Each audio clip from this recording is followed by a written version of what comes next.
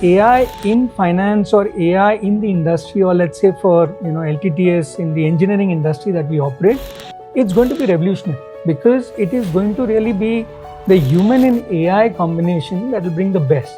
We invest close to about 1.5 to 2% of our revenues in solutions and accelerators, in labs, in facilities and so on and so forth. Now, we will continue to do that, right? And that's also the reason why we've got close to about 1,500 plus patents.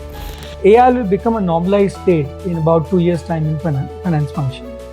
I mean, we're not building a company for 3 years or 5 years. We're building a company for decades. And LTTS has been in existence for close to about 2 decades. We're just part of the puzzle here, building it for the next generation.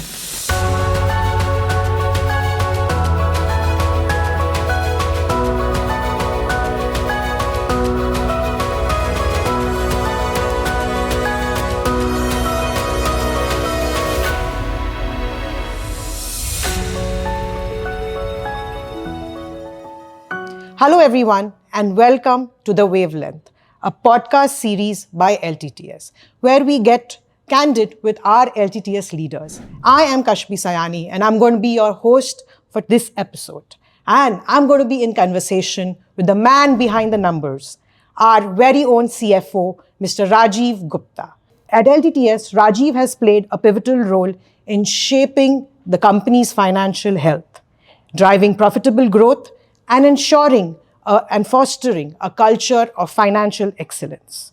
He has over 29 years of experience and his expertise span across general management, mergers and acquisitions, financial restructuring, digital transformation, and ECG initiatives. The global exposure has deepened his understanding on varied business landscapes and cultures.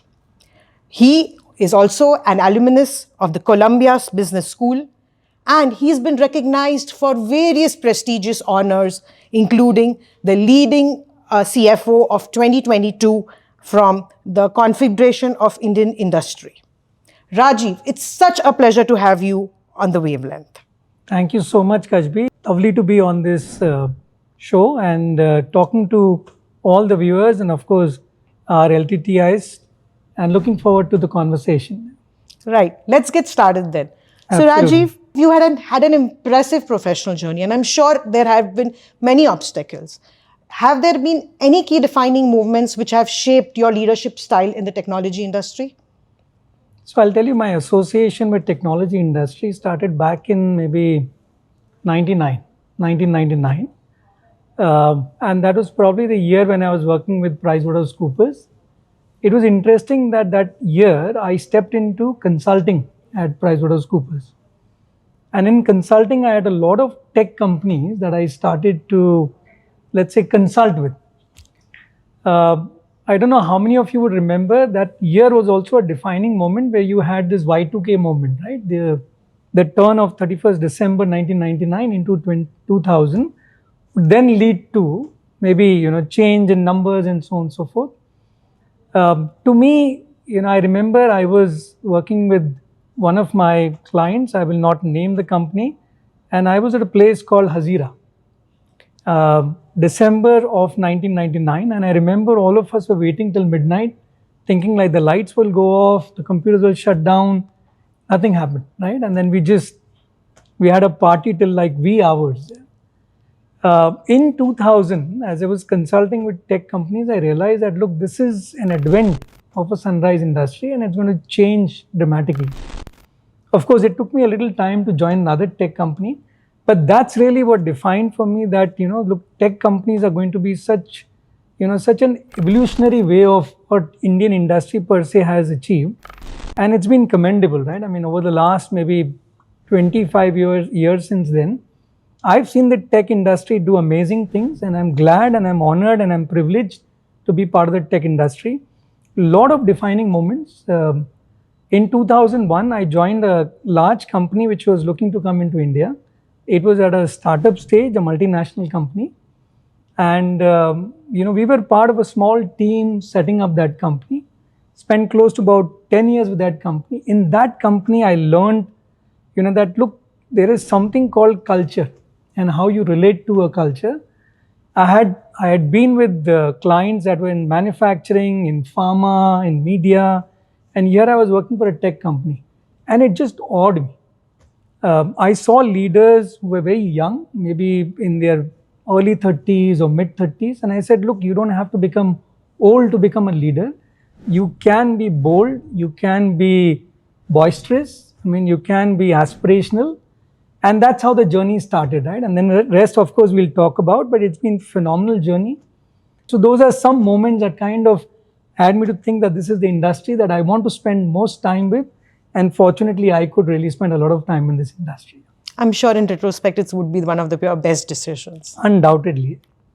Okay, moving forward. So there has been a lot of turbulence, volatility in the last few years, right? With the pandemic, the supply chain shocks, the tech disruption, and the risk has been evolved. How have you prepared yourself as a CFO to deal with all these instabilities? So I'll tell you, I mean, of course, we keep seeing risk and we see in the context of what is happening. I mean, today there's so much media, there's so much awareness, which probably maybe a decade ago was not as much. But the world has always seen, disruptions, wars, geopolitical conflicts.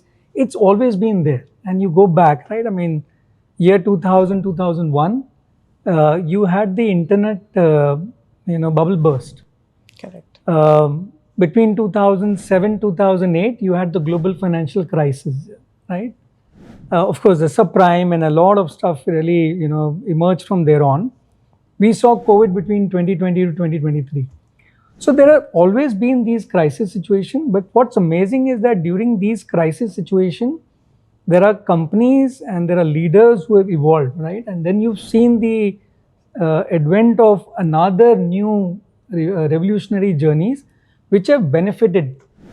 So I feel while we keep talking about risk, this has been how the industry has functioned per se. Having said that, right, I mean, today if you look contextually with what's happening around geopolitics, around regulatory environment, US with so many sanctions and tariffs and whatnot, I feel these are very short term in nature. There's going to be a method to madness. Of course, the understanding was that a lot of this would settle sometime in Q2. Likely it may spill into Q3 also.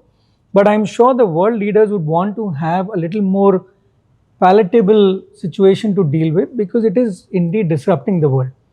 Now, as a CFO, if you're working in a world which is so disruptive, how do you think the 9 yards, right, of a company that you're holding the charter on the financial resilience part? I think there's a little bit of thinking ahead of time. How do you mitigate risk? How do you develop systems and processes? How do you look at markets? So a lot of that I think we developed in LTTS over the last 5 years. Our intent was, of course, not to develop because we wanted to deal with short-term situations, but how do we become resilient in future as well, right? So here we are today about a $1.4 billion run rate company, aspiring to become a $2 billion plus company. And to me, we are in the business of taking risk. The only thing what we got to learn is how smart do you become in taking risk, right? So we'll talk more, but these are some of my thoughts in terms of risk and how do you tend to look at, So what I gather is you take risks as an opportunities and, deal with it head on. Absolutely. It's always the case. Yeah. When you think about the future of tech, right now, you cannot do it without picturing AI. So AI is transforming absolutely everything. What do you think is the biggest near-term impact of AI on financial functions? See, I'll go back in time, right? And two situations that completely change how we work today, right? The movement of, and I'll go back to maybe the year I started my career, which was 1996. Okay. I think you're young for that, so I'm just recalling that situation. I remember joining PricewaterhouseCoopers and I was working on a Word document. It took me 3 days to complete that Word document because we were not acclimatized to handling tables. And that table was such a nuisance. And at the end of the day, I felt like, okay, I'm going to go mad or somewhere I'll deal with the document. Fortunately, after 3 days, I had a workable document that I could take to my senior. But imagine the change from a calculator to a Microsoft Excel, it has developed, such a big ability to function today. You can't do your work without Excel. Not that, we want to be Correct. dependent on Excel. Now you think about AI. To me, AI in finance or AI in the industry, or let's say for LTTS in the engineering industry that we operate, it's going to be revolutionary because it is going to really be the human and AI combination that will bring the best. AI can do a lot of things, but you've got to bring meaning to it. Now, if I contextualize this to finance as a function, look at the kind of things we manage, right? Where I would kind of break down into what is operational, your receivables, your payables, your treasury. That's more the operative part, which easily AI solutions can be built. We are already on the path, right? We've identified some 13 use cases, 3 went live, including legal. Second is more strategic, which is where you try to think about scenario planning, what ifs, forecasting. You bring a lot of convergence into data, models, and so on and so forth, which helps you in decision making. To me, last but not the least is that, look, it's the ability to acclimatize our team to AI. And change is not easy, right? So we've got a way to go about it. In fact, we kicked a workshop sometime in April 2025 of this year, where we brought the key leaders of AI, finance, to experience AI. And it's been, at that point in time, I realized that, okay, not only the leaders, but the team beneath them also to be able to experience, right, the AI journey. I think we're in the journey of adopting AI. I believe in the course of next 2 years, a lot of us will make it part of our lives. Like you're experiencing AI in your normal situations where you use a chat GPT, AI will become a normalized state in about 2 years' time in finance function. Sure.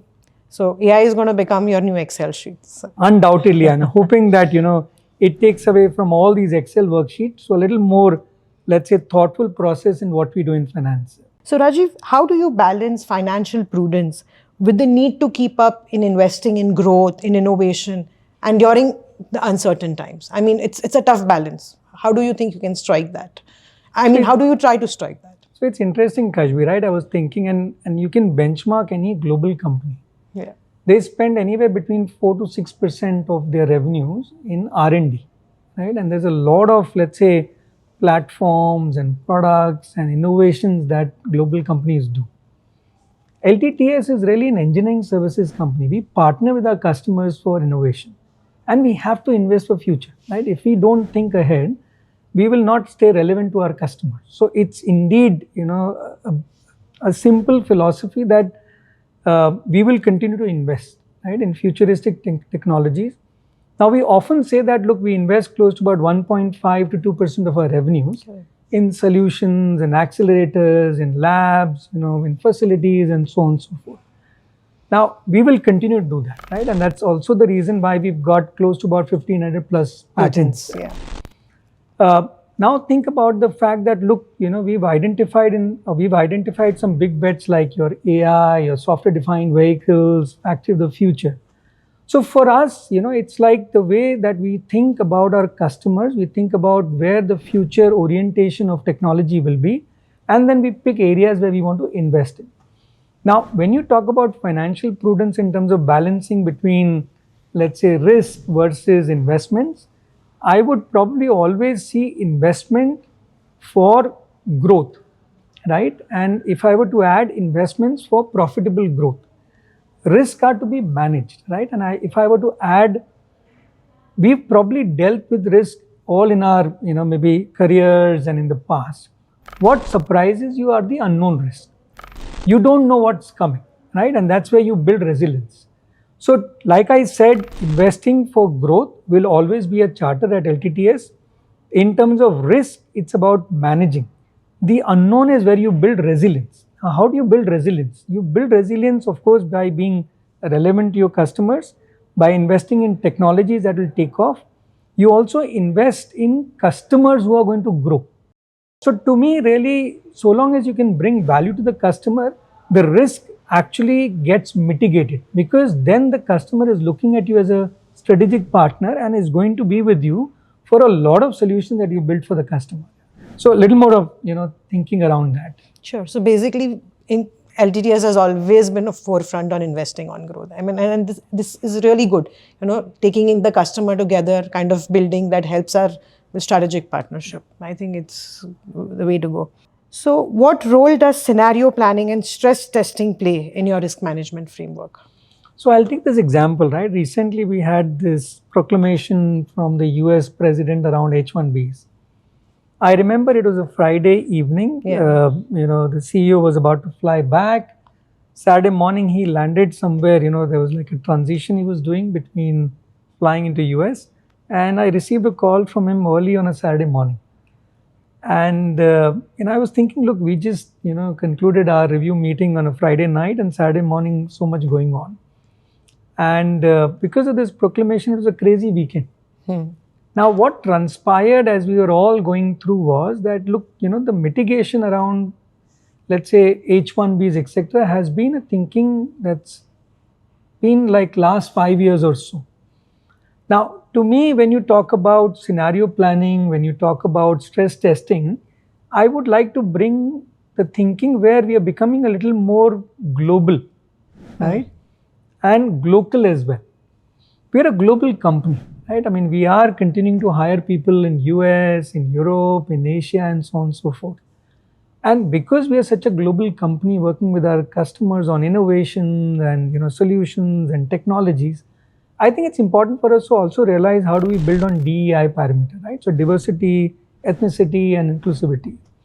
So to me, when you talk about an H1B strategy, it's also about how do you bring some of the local talent and actually make them also understand how LTTS works, right? And then of course bring relevance to the customer.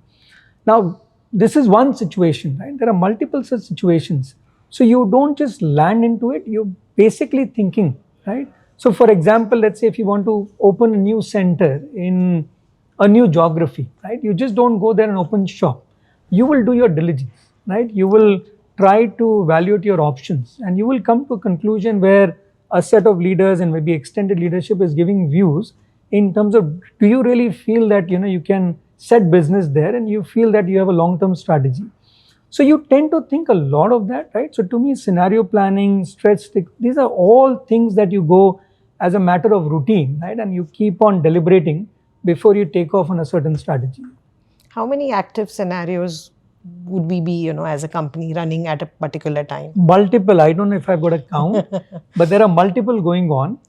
And I think the beauty at L&T Technology Services that, look, we've got our board, we've got a leadership team, we've got extended leadership team, and there's a lot of good wisdom. I mean, we're not building a company for 3 years or 5 years, we're building a company for decades. And LTTS has been in existence for close to about 2 decades. And I'm sure it's going to be there for 3 to 4 more decades, right? Yeah, we're just part of the puzzle here, building it for the next generation. Thank you, Rajiv. So Rajiv, LTTS has global operations. We have distributed delivery centers. And with all these, risks around the geopolitics, the trade restrictions, regulation changes, instability in different regions, how are we preparing ourselves for these risks?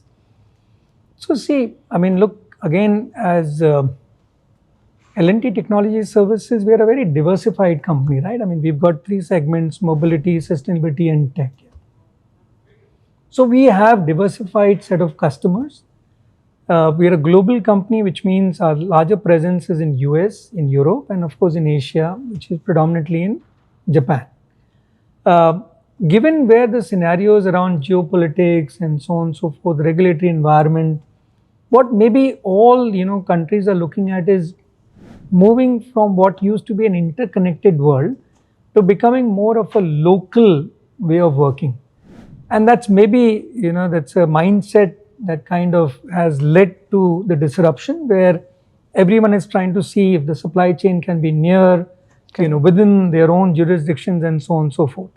Now, in this situation, you probably have to think that, look, you're a diversified company with 3 segments to play, a fairly good base in terms of customers, and geographically, from a geography also well diversified. Multi-region. Now, you kind of place your bets, right? I mean, which geographies you want to grow, which customers you want to be invested in terms of their value journey, and then that's how you make your calls, right? It's also looking at your portfolio and saying which will you continue to invest and which are the ones that you'll drop, right? Now, it's not easy to say that you will drop certain portfolios, but that's the reality of today's situation. You can't be everywhere, right? You got to choose your bets. And I think as an organization, we've got a fairly good strategy in terms of thinking ahead. We've got a CTO function. Of course, we've got advisory board that our CEO runs. So in that sense, a little bit of thinking in terms of how do we play it out. So, cybersecurity is often viewed as a function of a CIO or a CTO, right? But from a CFO lens, how do you measure and manage the financial risks, which can arise out of cyber threats? It is significant, right? No one can belittle a cyber security threat.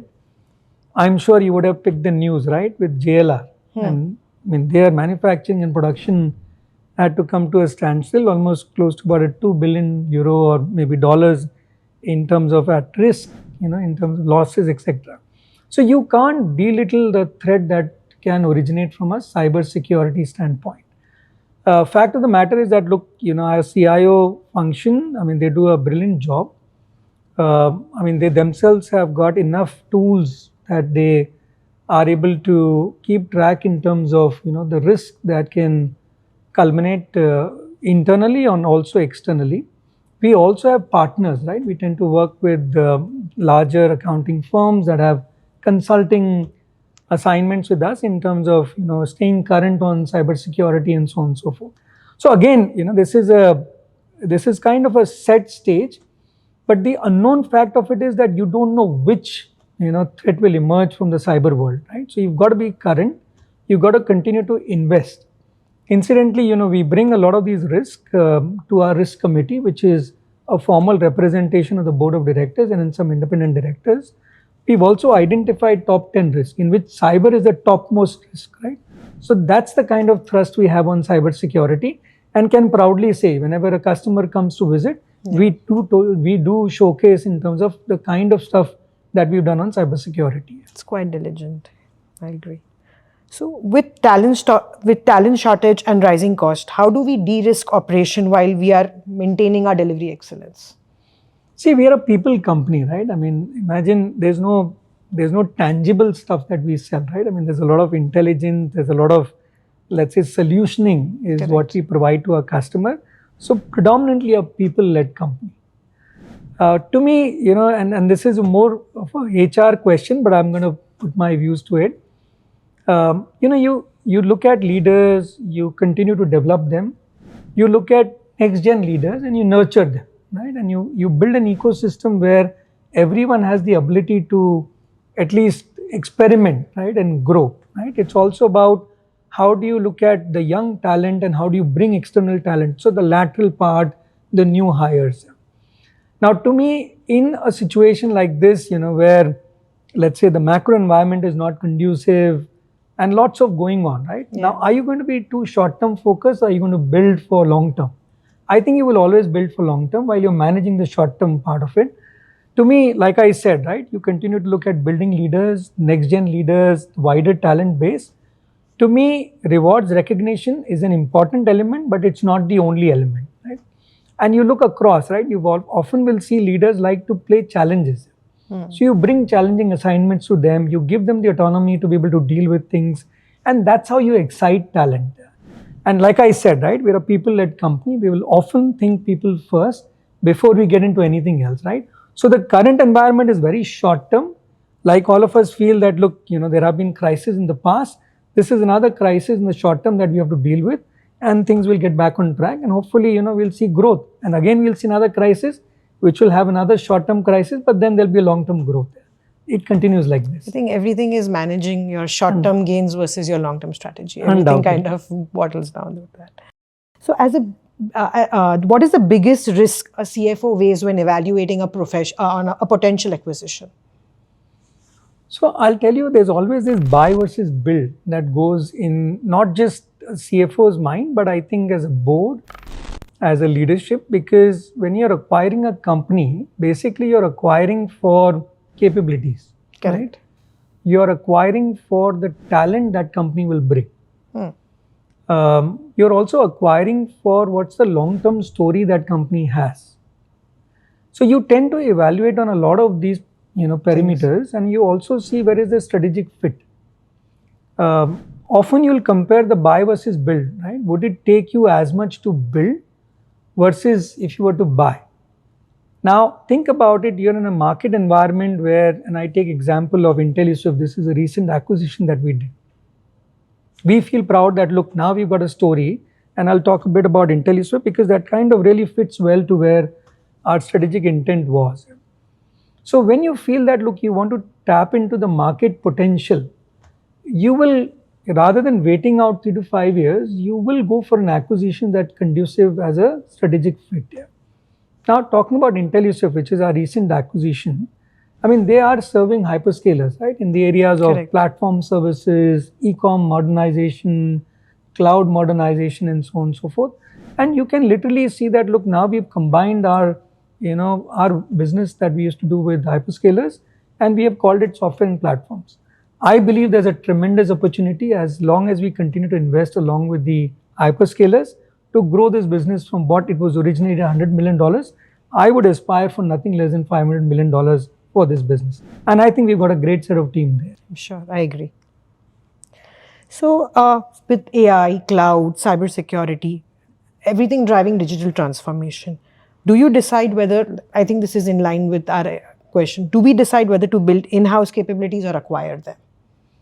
So, this is sometimes, like I said, we've got a CTO function which tends to look at 3 years, 5 years, and beyond 5 years also. And they are the ones who take a market view as well, right? And there are a lot of things that connect the dots, right? Where is the market evolving? What kind of technologies we want to invest? Where do we want to pivot? Correct. And that's how you make the decision. Now, you, like I said, you want to build something that's probably for 5 years, 10 years. When you see a run like this, for instance, when we started to invest in electric vehicles, we set our first lab middle of 2020. And I remember talking to the mobility segment leader then, and he was extremely passionate saying, look, this is going to get us business. And because we had the ability to understand the domain, the body management, the chassis, and so on and so forth, it kind of took off, right? We took a vehicle, ripped it apart, set our own electric vehicle, and that was showcased to customers. Now, the ability to then turn the situation around with the newer technologies, you spoke of cloud, you spoke of AI, and so on and so forth. All these, I think, have a good run, right? For about 5 years or even 5 years plus, including a software-defined vehicle. I think these are the areas we'll continue to double down on. And we feel that, okay, we want to build more and more relevance to the customer and help them build cost-effective solutions. So building in a house, we, as in LTTS, have seen, we kind of have that strength to kind of, take up those challenges of building things in-house. Yes. So in your view, what are the top financial and cultural challenges after acquisitions, and how do we de-risk integration? In any acquisition, I'll tell you 2, 3, which it'll always come up, right? So one is cultural, because there's a lot of assimilation. Yeah. I mean, you can go through a diligence and say that, like, there's a good cultural fit. But at the end of the day, you're dealing with people, right? And people have their own ways of working. So the first time you drop the ball in terms of change in ways of working, there's a little bit of, skepticism that floats around. So I will call that, people attrition is the first and foremost risk. Correct. And somewhere you want to be able to bring comfort to the people. I'm not just talking about monetary aspects, because that only can fly up to a certain stage. You've got to bring them in, right? And you don't want to make too many disruptive changes in their ways of working. So culture and people kind of always comes first. To me, the second is really from a customer standpoint, right? I mean, how sticky is the revenue? Because, customer may be dealing with a certain organization, and now that organization has become part of a larger organization. You still want the customer to feel as important and to be able to continue to work with the customer so that you're able to build stickiness of revenue and also grow, right, along with that customer. The third is where I will peg the financial risk, because often what happens is behind the quality of financials, you might run into, unknown expenses, not accounted for. You may run into receivables that can't get collected, provision for doubtful debts, and so on and so forth, which can just, can throw the financials out of toss, right? So those are few of those, but there are always unknown. And in every acquisition, I've seen unknown, and one has to just roll up your sleeves and get into it and, I'll solve that situation. So those are some of the thoughts. So looking ahead, what do you see is the biggest risk for a technology organization that they have to prepare for in next 3 to 5 years? So maybe I'll turn this into an opportunity, not just risk, right? Like I said, right? I mean, in the past, there have always been crises and situations. Today, the Gen AI part is a tremendous opportunity. It's a disruption, which means there are newer models evolving, ways of working. There's a lot of talent that is going through upskilling, and the talent that you'll bring in future also will need to have orientation towards Gen AI and AI and newer ways of working. So there's a lot of that disruption that's coming. At LTTS, I feel we've got a good opportunity because being diversified, we're able to cross-pollinate technologies. Yeah. Second is that because we have experience working with customers and we're into product launches and service launches, we're able to experience firsthand what is happening in the market, right? And then bring it back so that there can be a little bit of assimilation and acclimatizing in terms of the AI journey, right? So that's one. Second is, I think we've got to pivot, in terms of becoming a technology solutions player.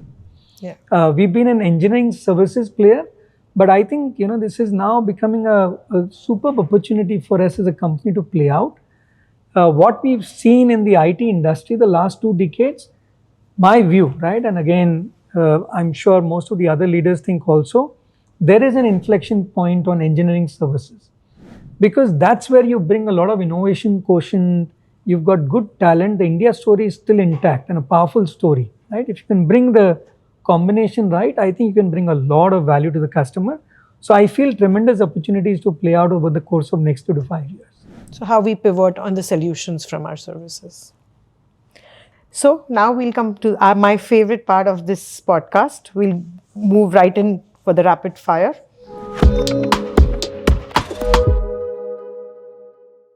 So you ready? All set. Okay. So one leadership mantra you swear by. I think staying fit mentally, physically, emotionally, technologically, and technically. Wow. Biggest risk taker you admire from business or from history? I think Ratan Tata, undoubtedly.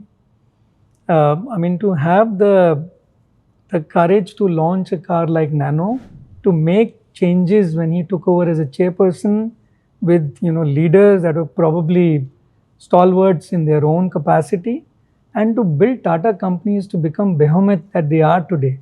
I think it's just a fascinating, he's a fascinating leader. So much to learn from that leader. Absolutely agree. If disruption were a person, what nickname would you give him?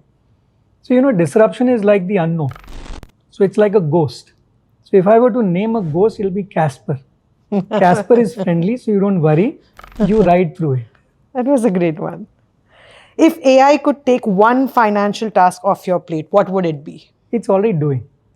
I think it's the ability to, be of assistance, research. In the recent times, I think I can see at least about 20 to 30% productivity just through AI. And I start from a situation where I don't know about a subject, but through ChatGPT or many such tools, I'm able to at least gain some ground of 10 to 20%, which in my past, maybe a couple of years ago or so, it would take me a time to graduate to that. So I see easily about 20 to 30% work going off your plate, and that's where it is. But is there any specific single tasks for which? Search. Okay. So one app or tech tool which you cannot live without? So I actually am thinking around it and it's a little unnerving. So you've got phones, you've got iPads, you've got God knows so many gadgets. But one, gadget that's always remained with me is a laptop. I feel most comfortable when I'm working with a laptop. If I'm on a phone, I'm a little edgy. If I'm on an iPad, I'm equally edgy. But when I'm at the laptop, my thoughts are rolling, right? So that's a gadget I always, want to have by me, because that's when I settle my work and I feel at peace. It's like a comfort food. It's like a comfort zone. Yeah, sure. So what is the first thing you look every morning? Is it the inbox, market, coffee machine? So apart from, just dealing with my routine of exercising and etc., I'll go for my newspaper. Okay. So and, markets. Markets, of course, the global and the local, and a cup of tea with my wife. Okay. Nice one. So if you weren't a CFO, what career would you choose for yourself?